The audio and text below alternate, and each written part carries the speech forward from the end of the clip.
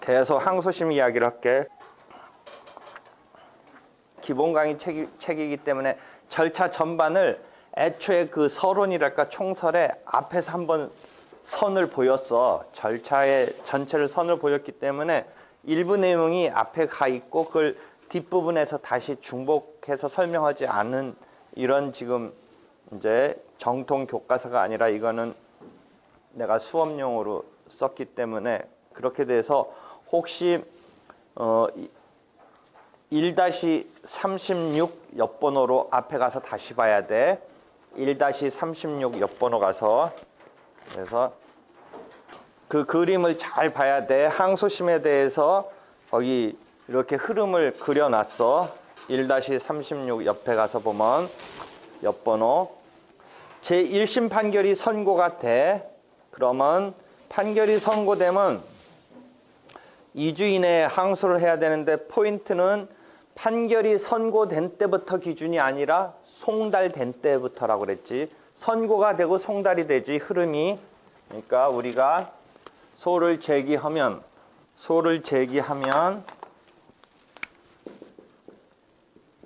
변론을 열어서 변론이 이제 종결이 되고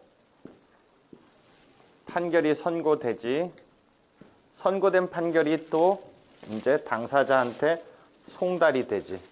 송달이 되지. 그러니까 2주의 항소기간은 선고 시부터가 아니라 송달된 때부터다. 민사의 경우 형사하고 틀리다라고 그랬지. 그래서 그 흐름의 첫 번째가 판결이 선고되면 2주 이내에 항소기간이 주어져 있다. 이 항소기간을 불변기간이라는 용어를 써. 나중에 기간의 종류에 불변이니까 이 기간을 이렇게 늘려주거나 줄여주는 그런 개념이 투입될 수 있는 기간이 아니란 뜻이야. 불변.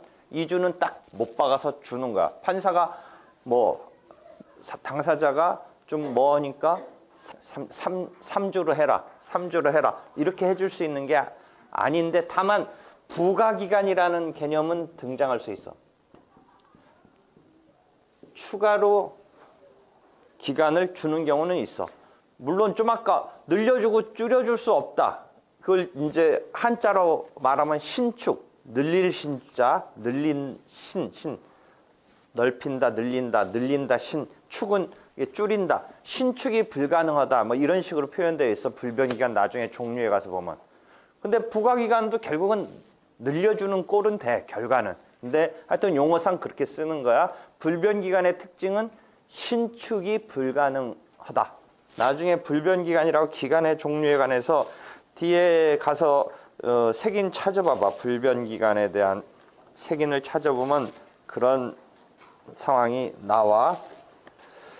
2-80 부분 2-81 가보면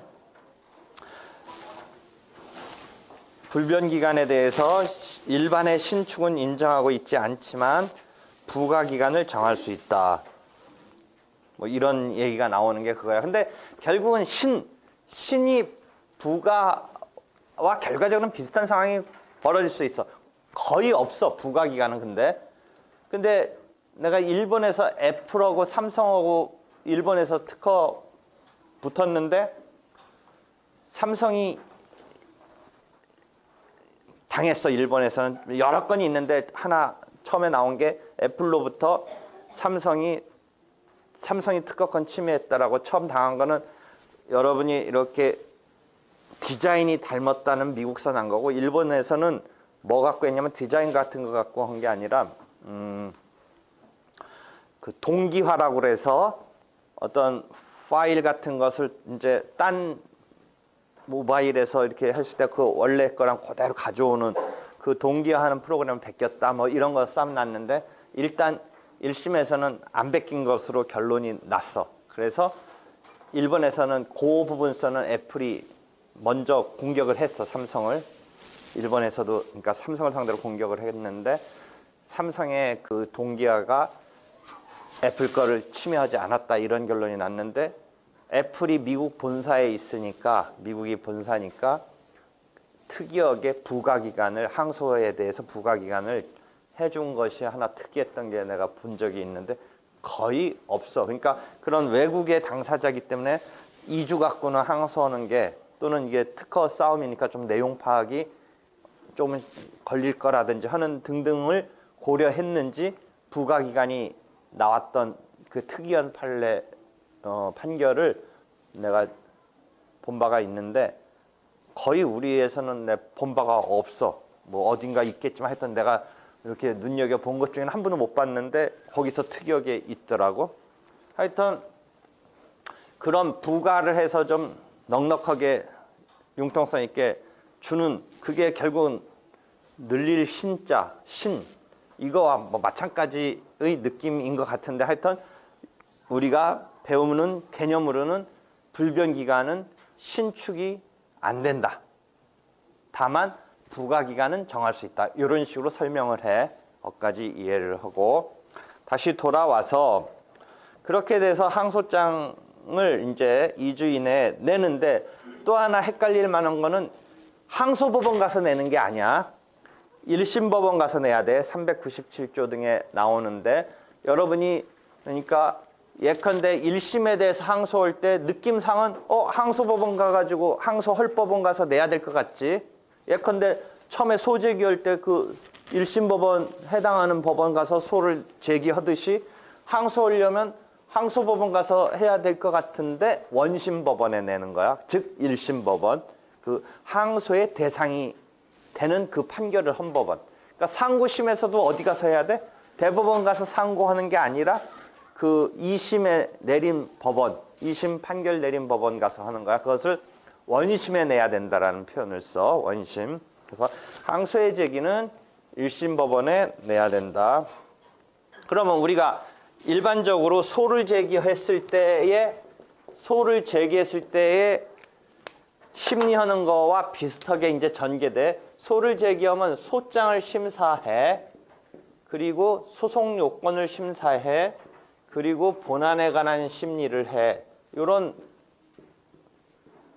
형식적으로 보면 한 3단계의 심사랄까 심리가 있는 거야. 그래서 소장 심사를 해서 못 통과하면 소장을 부적법 각하시킨다고 했지.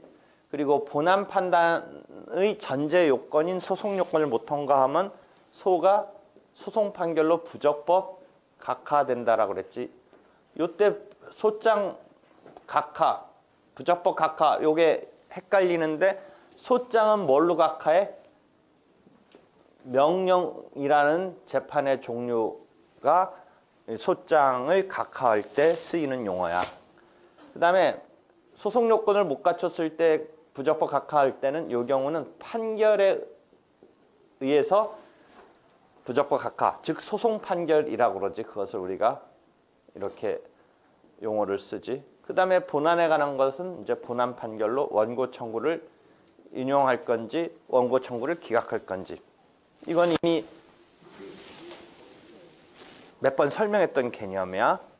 소장 자체는 본격적인 싸움에 관한 것이 아니니까 재판의 종류 중에 판결로 하는 게 아니라 결정이나 명령으로 하는 건데, 결정과 명령 사이에서 명령으로 소장을 각하하는 것은 왜 그러냐면, 중요한 본격적인 싸움의 내용은 판결로 하는데 그렇지 않은 것은 소장 심사는 지금 본격적인 싸움이 아니니까 중요한 싸움의 내용이 아니라고 그래서 판결이 아닌 결정과 명령의 이런 재판의 종류인데, 결정과 명령의 차이는 그 재판부가 하느냐 판사 한 명이 하느냐의 차이야. 예컨대 단독 판사는 판사 한 명이 재판부이긴 하는데, 합의부를 생각해 보면 3명의 판사가 합의체로 어떤 판단을 내려주는 거와 판사 개개인이 어떤 소송의 지휘를 하는 경우도 있는데, 소장은 주로 재판장이, 그러니까 3명이 막 합의하면서까지 할 일은 아니라고 우리가 규율하고 있어. 그래서 재판장이 그 3명의 판사들의 합의체의 이제 보스가 그냥 개인으로서, 보스로서 이렇게 간략하게 체크를 한다라는 이제 상황이야. 그러니까 결정이 아니라 명령으로 판단을 내비친다라고 이해하면 돼. 그래서 조문을 보면 254조 등에 보면 재판장이 소장을 심사하는 얘기가 나와. 조문의 흐름 가르쳐줘서 이렇게 막 총칙적인 조문이 쫙 전개되다가 민사소송법이 제1심 절차에 소장을 제출하고 하는 조문이 제2편에서 248조에서 시작한다라고 이야기해줬어. 248조에서 시작해서 아마 254조 등에 가면 소장심사 그런 조문이 나오지. 쭉 나오는데 거기에 소장심사하는 주체가 조문의 주체 주어가 누구로 돼 있어? 재판장이 이렇게 되어 있어 없어? 그렇게 되어 있지. 그러니까 이제 봐봐. 이 소장심사를 하고 이것에 대해서 안 되겠다 싶은 판단을 어떻게 할 거냐, 그 종류가 뭘 거냐를 생각했을 때 재판의 종류 중에 판결과 결정과 명령이 있는데 판결은 이제 우리가 싸우는 그 자체 내용에 대한 것이다. 결정과 명령은 어떤 절차에 관한 것이다. 그래서 소장심사는 어떤 절차적인 것으로 봐서 결정이나 명령으로 한다라고 일단 재판의 종류 중에 판결을 제거하고 결정과 명령 사이에 생각해 보는데 이제 재판장이 하는 거지 그 합의체가 하는 게 아니니까 명령으로 한다. 이해됐지? 그래서 명령으로 소장을 각하해. 여기도 각하라는 말 나오고 소송 요건은 이제 본안보다는 조금 뭐 본격적인 싸움은 아니지만 그래도 이 본격적인 싸움과 함께 중요한 우리가 배우는 개념이고 소송 요건에 대한 거와 본안은 뭐하고 또 관련되냐면 134조의 필수적 변론이라고 그래서 반드시 이제 판결을 하면은 이러한 결정과 경우는 134조 조문을 보면 반드시 변론을 거쳐야 되는 게 아니라 거치려면 거칠 수 있는 임의적 변론인데 반해서 판결의 경우는 반드시 변론을 거치는 것을 원칙으로 하고 있어. 그래서 소송 요건에 대한 것도 변론을 거치고 그다음에 본안에 관한 것도 변론을 거치고 그렇지만 소송 요건은 최종적으로 본안 판단에 앞서서 통과해야 돼. 소송 요건을 못 통과하면 그 소가 제기됐던 것을 부적법 각하하는데 그 각하에 하는 판단의 종류가 판결인 것을 주의해야 돼.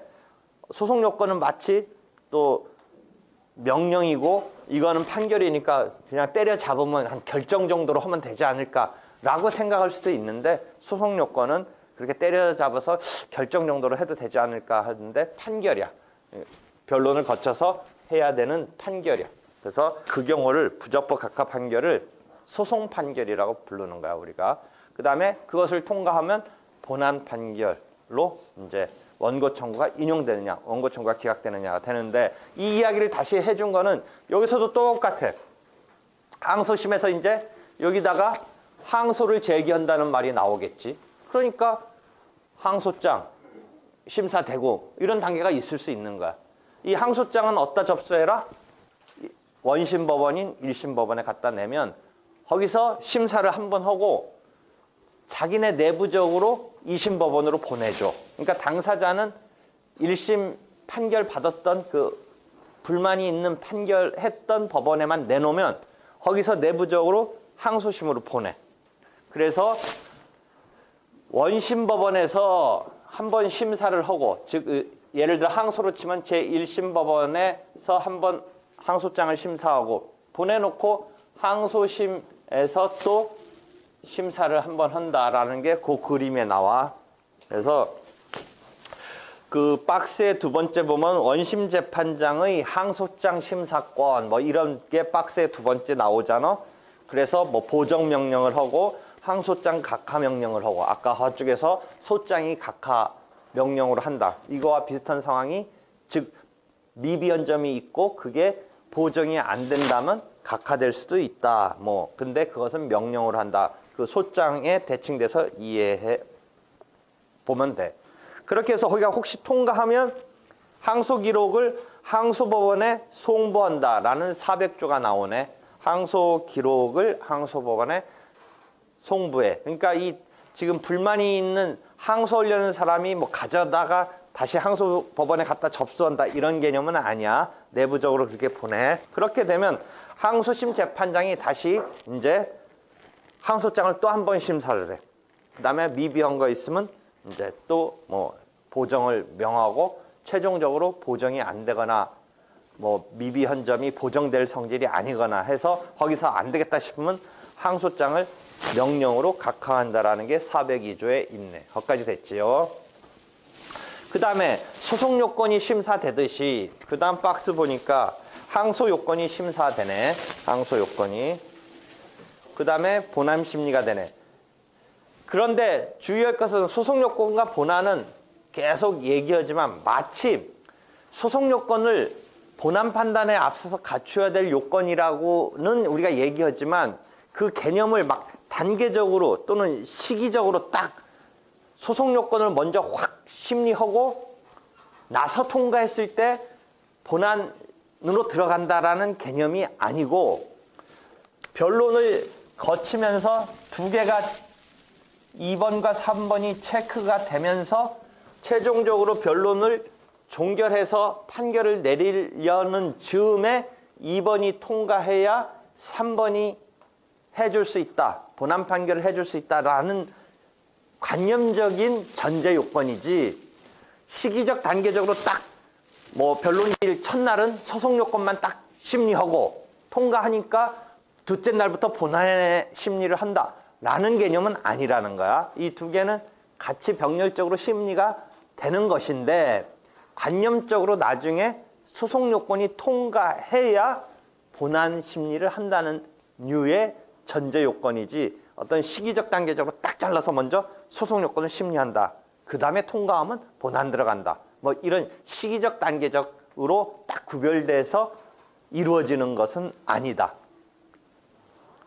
뭔가 선행해서 전제로 갖춰야 된다는 관념적인 것으로만 이해해라.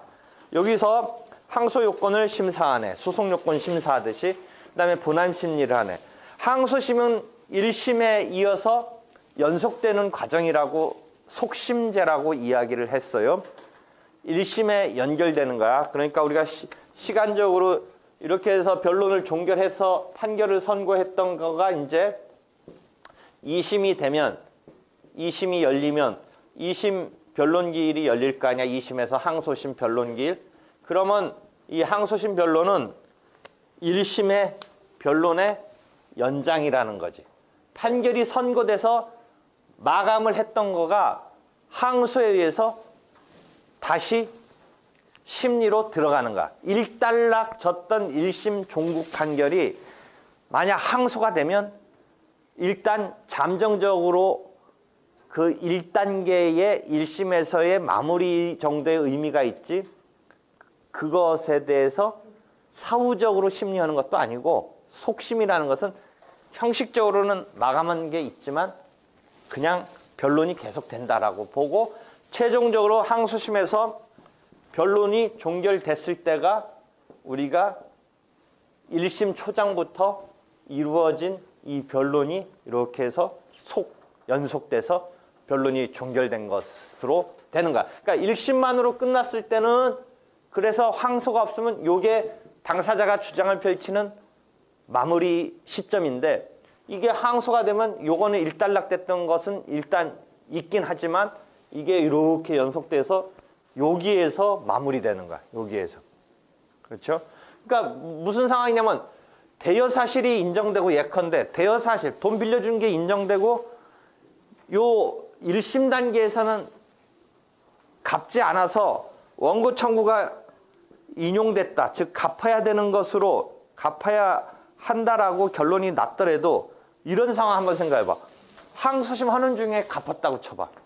그러면 항소심 하는 중에 갚았으니까 항소심 변론 종결 단계에서 딴 싸움 없다면 원고 청구는 인용된 1심 판결이 잘못된 거야. 왜?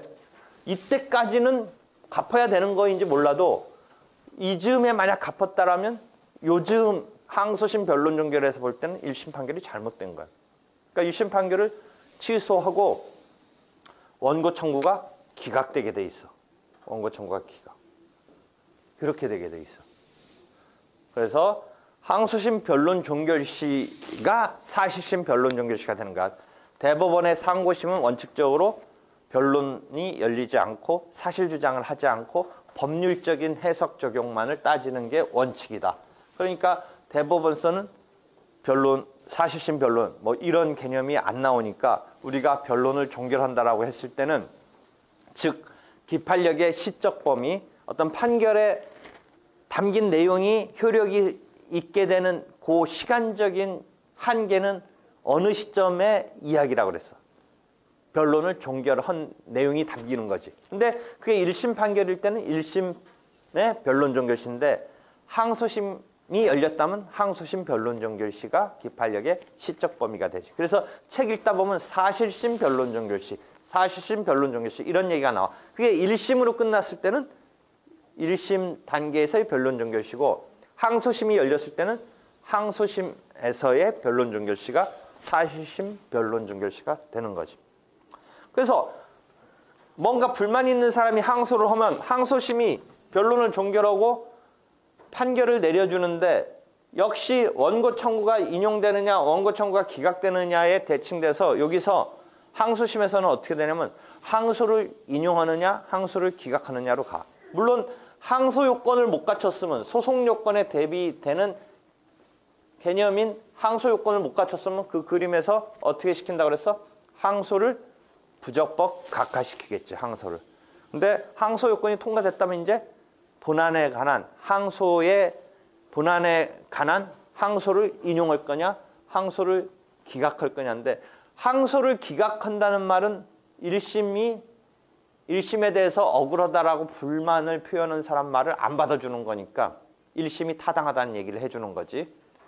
항소가 인용된다는 말은 풀어서 말하면 뭐야? 1심에 대해서 억울하다고 불만을 표현하는 사람 말을 들어주는 거지. 그러면 1심 판결이 문제 있다라고 억울하다, 불만 있다고 한 사람 말을 들어주려니까 여기에 한번 마감했던 판결을 어떻게 해야 돼? 항소를 인용할 때는 풀어서 말하면 좀 아까처럼 됐는데 실제 이제 어떻게 처리해 줘야겠어? 그 억울하다라고 내려졌던 부분에 대한 판결을 제거해야 돼. 그때를 취소한다라고 그래. 1심 판결을 취소하고, 그지? 그 다음에 1심 판결을 취소했으니까 이제 판결로 한번 마감됐던 게 제거해놓고 스스로 자판하는 게 원칙이야. 항소심은 스스로 잤자. 항소심 단계에서 판결을 해주는 거야. 좀 아까 어떻게 얘기했어? 1심에서 청구가 인용됐어. 1심에서 청구가 인용됐어. 뭔가 피고가 뭐 박박 따졌다고 쳐봐. 뭐 갚았는데 왜 그러느냐. 시효가 완성됐는데 왜 그러느냐. 근데 1심 법원은 그걸 안 받아줬어. 갚았다라는 얘기를 안 받아줬어. 그래서 원고 청구가 인용됐어. 근데 항소심에서는 원고가 1심에서는 원고가 말한 바로 됐지만 항소심에서는 갚았다라는 이런 피고의 얘기를 맞다라는 심증이 들어. 좀 아까 말해준 것은 여기 항소심에서 갚은 거다. 1심에서는 지금 갚은 게 아닌데 항소심에서 갚았다라는 얘기를 좀 아까 한 거니까 혹시 그거랑은 좀 또 다른 차원이야. 1심에서부터 기왕에 갚은 것을 막 주장을 했는데 1심 법원은 그 말을 안 믿어줬어.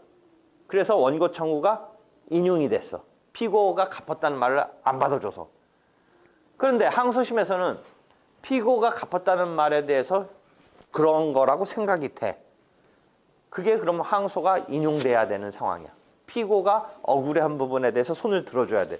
그럼 1심에서 원고 청구가 인용됐던 것이 이 항소심 심증대로라면 다른 싸움은 더 없다고 치면 잘못된 거니까 1심 판결을 취소하고 뭔가 자판으로 스스로 1심에 마무리됐던 판결을 제거했으니까 뭔가 얘기해줘야 되는데 뭐라고 얘기해주겠어? 원고 청구 이번에는 기각으로 말해줘야겠지. 되겠어? 변제했다는 말에 대한 심증의 항소심에서는 그렇다라고 생각하니까. 만약 1심에서는 거꾸로 변제했다는 얘기를 들어줘서 원고 청구가 기각됐다고 쳐봐. 거꾸로 이번은. 피고가 갚았다는 얘기에 대해서 법원이 손을 들어줬어. 그러면 원고 청구는 기각되겠지. 그럼 이번엔 누가 항소하겠어? 억울하다라고. 원고가 항소했어. 나 돈 받은 바 없다. 그 사람이 줬다고 하는 얘기는 전혀 딴 건에 돈 갚은 거지 이 건에 돈 갚은 건 아니다. 뭐 이런 식으로 불만이 있어서 원고가 항소했다고 쳐봐. 이거는. 그러면 원고의 항소에 따라서 심리해서 보니까 그 돈이 이 건에 관한 갚은 게 아니라는 심증이 항소심에서 든다고 치면 원고 청구가 기각됐던 1심이 잘못됐으니까 1심을 취소하고 이번은 뭐라고 답을 해주겠어. 원고 손을 들어주는 예컨대 1,000만 원 갚아라. 원고 청구가 인용되는 판결이 내려지겠지. 그러니까 항소심에서 항소가 인용된다는 말은 1심 판결이 잘못됐으니까 취소시키고 스스로 이제 어디서까지 감안한 얘기를 1심의 초장부터 항소심의 변론 종결시까지의 당사자 얘기를 가지고 따진 결과를 여기서 얘기해 주는 거야. 그제? 이해되겠어? 항소가 인용됐다라면 그런 상황이 지금 전개되는 거야. 그래서 항소가 기각됐을 때는 항소심 판결문이 항소를 기각한다라고 나와. 근데 항소를 인용했을 때 항소심 판결해 주면 항소를 인용한다라고 나오는 게 아니라 어떻게 나와? 풀어서 나와야지. 1심 판결을 취소한다.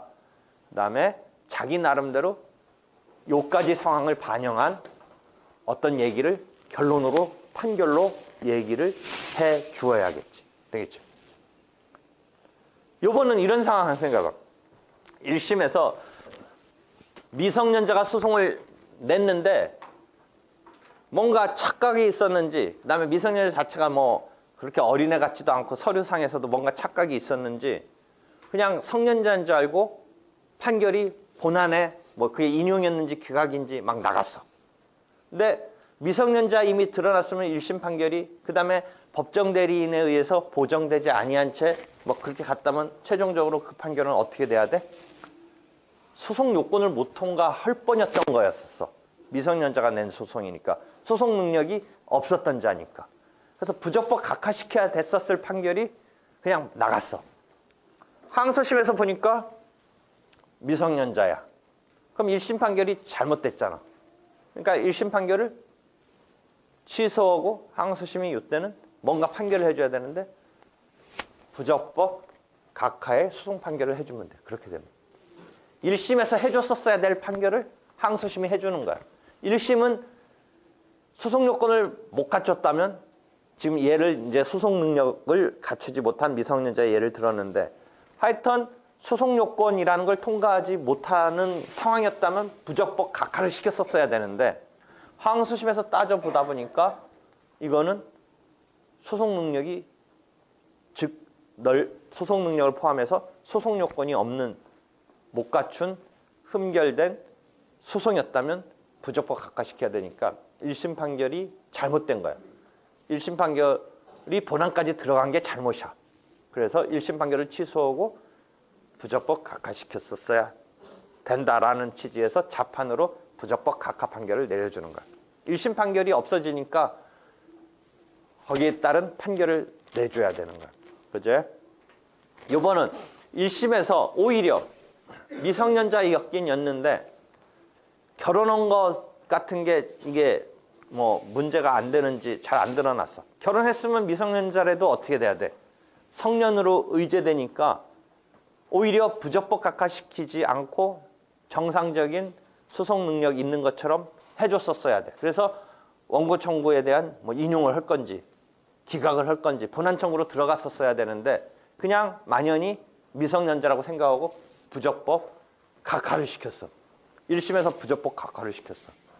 근데 항소심에서 보니까 결혼을 했어. 또는 항소심 아까 같이 여러분이 조금 의아하지만 1심 때는 지금 미성년자 나이가 19살로 1살 낮춰졌나? 언제부터?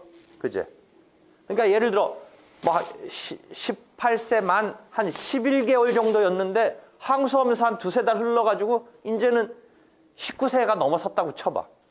그러면 이거는 잘못 판단한 게 아니라 1심 때는 진짜 잘못 판단한 게 아니라 미성년자였어. 뭐 18세 11개월 정도라서. 그러니까 부적법 각하시킨 거야. 보정도 안 됐고 뭐 그랬다고 쳤을 때. 그런데 항소하다 보니까 3, 4개월, 5개월 흐르면서 뭐 19세 한 뭐 5, 6개월, 3, 4개월 막 됐어. 이거는 뭐 잘못 판단한 것도 없어. 그냥 시간의 흐름상 그렇게 된 거야.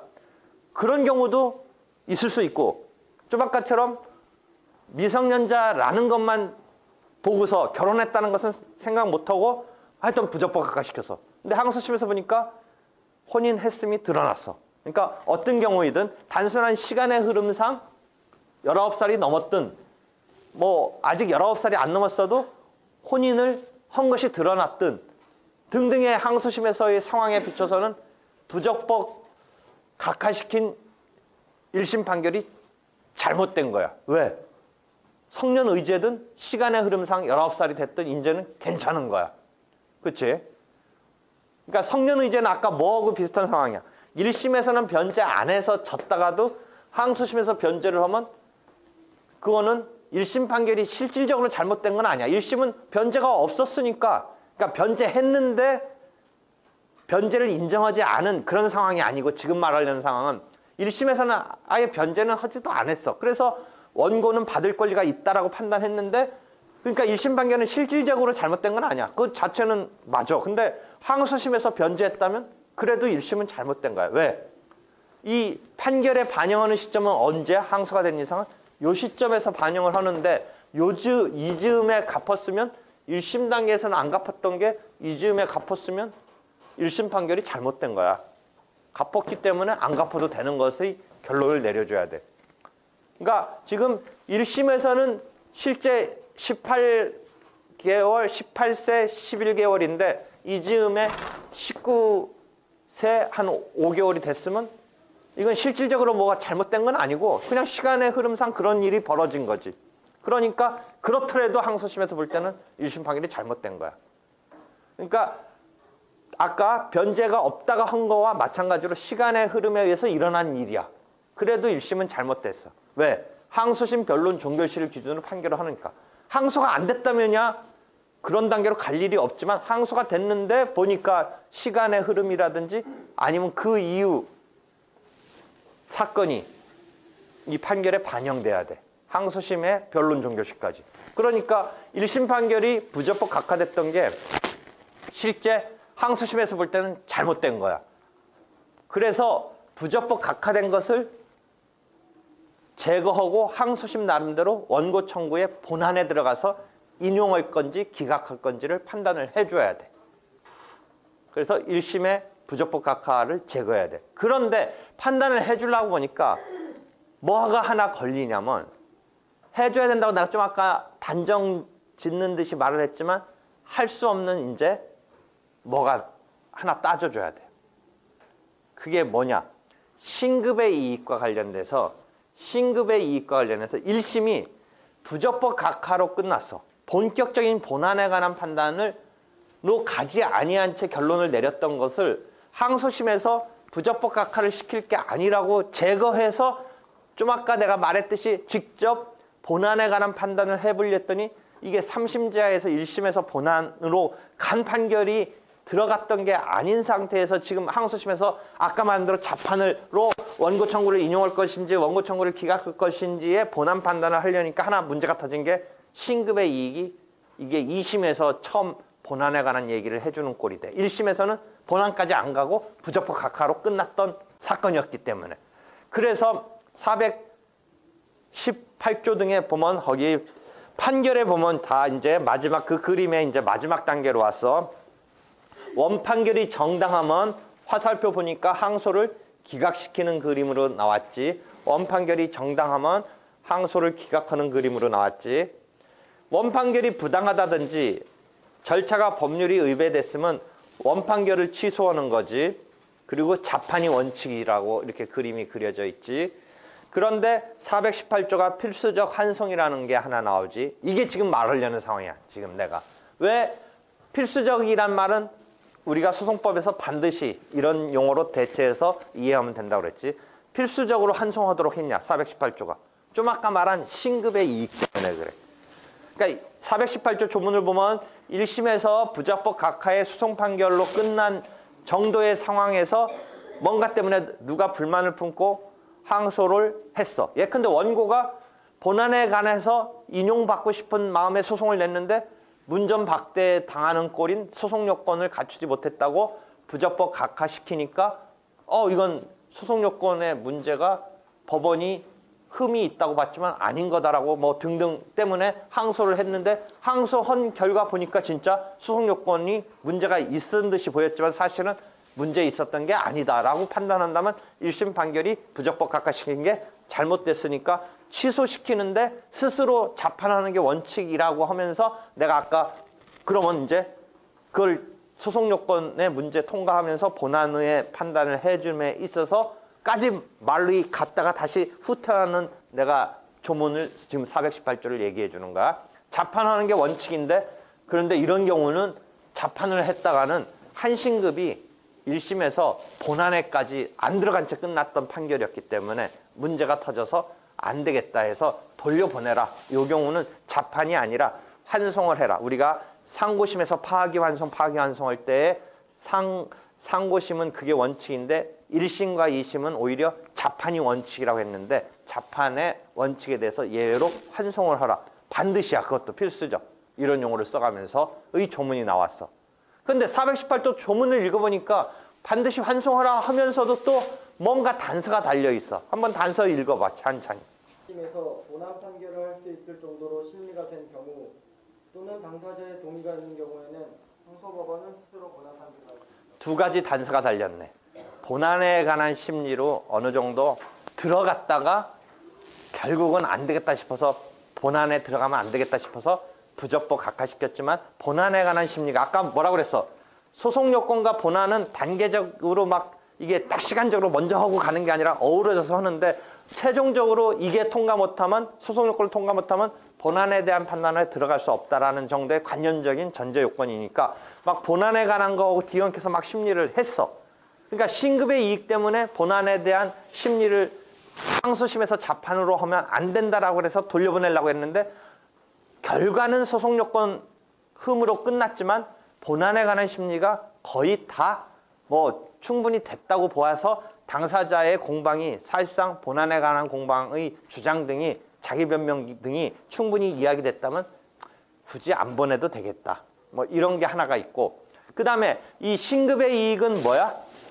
그 개인적으로 한 번, 두 번, 세 번 이렇게 3심제에서 보장해 주려는 건데 그 불이익을 받는 사람이 괜찮다라고 하면 괜찮은 거다.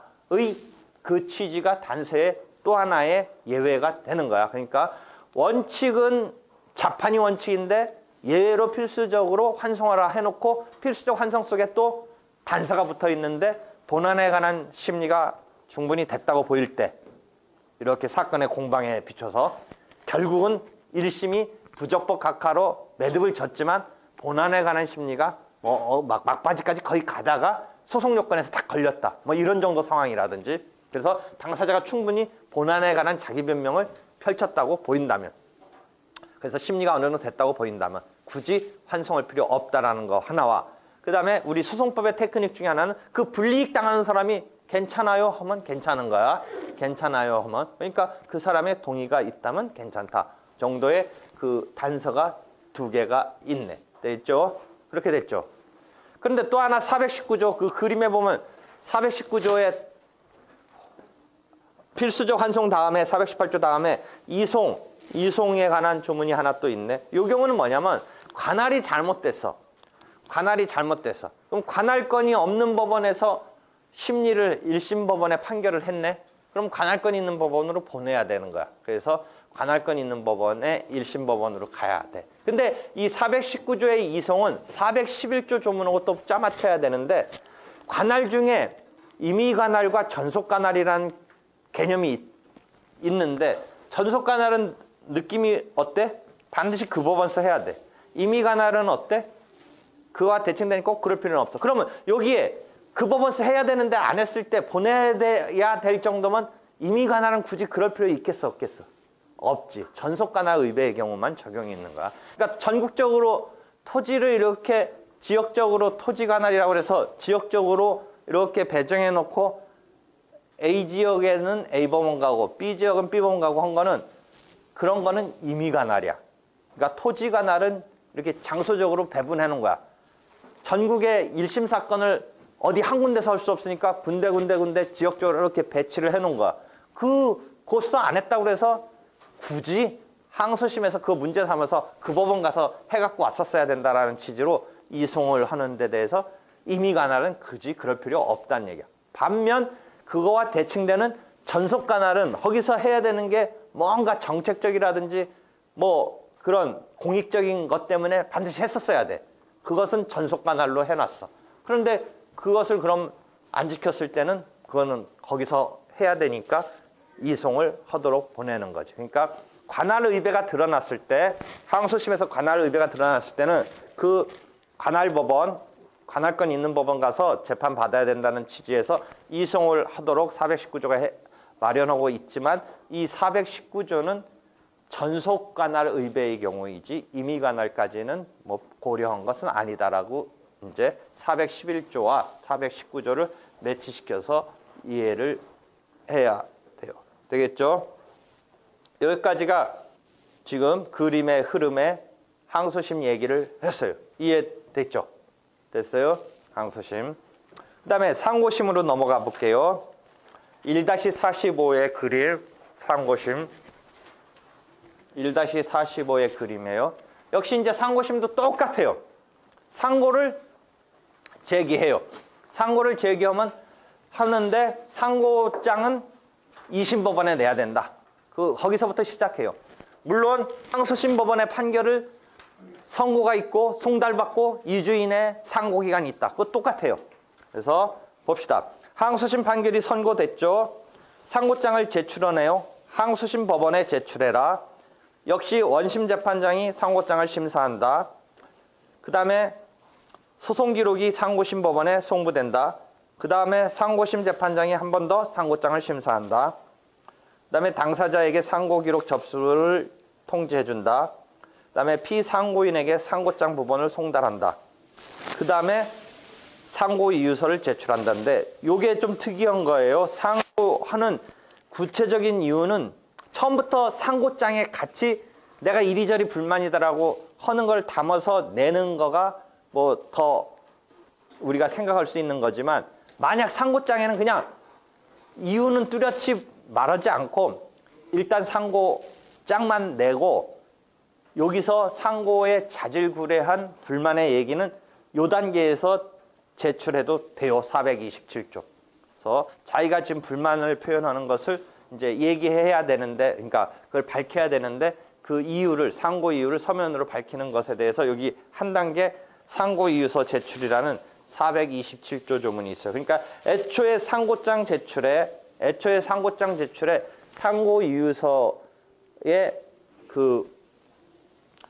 그것을 담아서 내면 낼 수는 있겠지만 설사 그렇지 않더라도 여기 상고 이유서를 요 단계에서 상당한 상고장 제출한 다음부터 상고 이유서 제출의 단계까지는 조금 시간적 이 상황이 있어요. 그러니까 그 무렵에 이제 427조 상고 이유서 제출은 며칠 만에 내라고 되어 있어요. 조문 보면 427조 조문을 보세요. 20일 이내에 상고 이유서를 제출해야 돼요. 소송 기록 접수 통지를 받은 날로부터 소송 기록 접수됐다라는 것을 통지를 받은 때부터 상고장 이제 상고 기록 접수가 통지되고 피상고인에게 상고장 부본이 그 다음에 송달되는데 상고 기록 접수 통지를 받은 날로부터 20일 이내에 상고 이유서를 제출해야 된다. 427조. 애초부터 상고장 낼 때부터 뭐 담았다면 뭐 괜찮겠지만 아니었으면 여기서 내야 되는데 상고 이유서를 그래서 안 내면 상고를 그대로 기각시켜요. 429조에 상고 기각 판결을 한다라고 됐죠. 그 다음에 이유서를 제출했긴 하더라도 그것이 대법원의 법령심사의 어떤 법률심으로서의 취지에 맞는 불만이 아니라면 대부분 여기를 그 다음 단계를 못 통과해요. 심리 불속행 사유로서 불속행 돼버려요. 심리를 안 해줘요. 그래서 저번 때 얘기했죠. 최근에 인지를 그래서 2분의 1 환급하도록 됐다. 과거 입장에서 보면 인지까지 기껏 1심에 비해서 2배로 붙여서 냈는데 어찌됐건 저찌됐건 자기네가 법률심으로서 이 지금 상고인이 불만을 표출한 그 부분이 법률심으로서 자기네들이 심리하는 것에 마땅치 않다라고 그래서 심리를 속행하지 않는 불속행으로 그친다면 결과적으로 심리 않는 건데 왜 인지 수수료조에 이런 것은 다 받냐? 문제 있다라고 이야기해서 최근에 그런 경우라면 인지 받았던 거 어떻게 해라? 2분의 1 환급하라. 이런 식으로 변경이 됐어요. 하여튼 심리불속행제도가 대법원이 어떤 정책법원이자 법률심으로서의 역할에 충실하게 하기 위해서 갖고 있는 제도예요. 과거에는 이런 효과를 거두기 위해서 상고를 허가를 한번 했어요. 상고심에서 이제 다뤄줄 필요가 있다라고 하는 것에 대해서 상고 허가 제도를 갖고 있었는데 그거는 이제 또 헌법적으로 문제 있고 등등 해서 일종의 변형되고 조금 그거보다는 뉘앙스가 조금 완화된 듯한 그렇지만 결국 한 번쯤 체크하는 의미로서 심리 불속행 제도를 지금 갖고 있는 거예요. 그래서 어마어마한 사건이 지금 대법원에 올라오는데 심리 불속행으로 커트하지 않으면 대법원의 대법관들이 거의 막 초죽음이 된다. 뭐 이거라도 있으니까 그래도 한번 걸러지지. 인데 또 당사자 입장에서는 사실적인 것까지 포함한 약간 법률적인 문제 쟁점과 사실적인 쟁점이 한번 이야기했지만 어우러져 있어서 딱 구별하기 쉽지는 않아요.